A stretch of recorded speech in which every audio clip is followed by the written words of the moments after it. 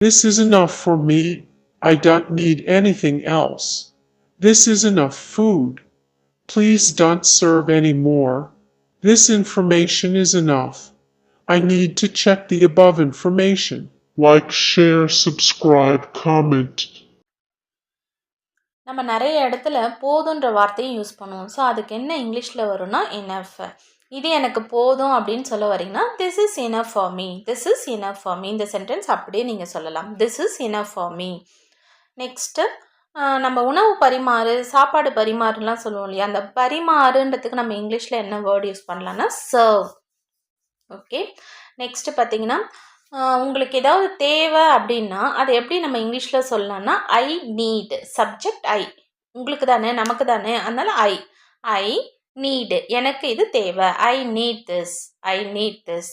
உங்களுக்கு அது வேண்டாம் அப்படின்னு சொல்ல வரீங்கன்னா அதை எப்படி சொல்லலாம்னா அந்த நீடுக்கு முன்னாடி, நீடுன்ற வேர்புக்கு முன்னாடி டோன்ட் யூஸ் பண்ணிக்கிங்க. I don't need this, I don't need this, I need this. இது எனக்கு வேணும், ஐ நீட் திஸ்.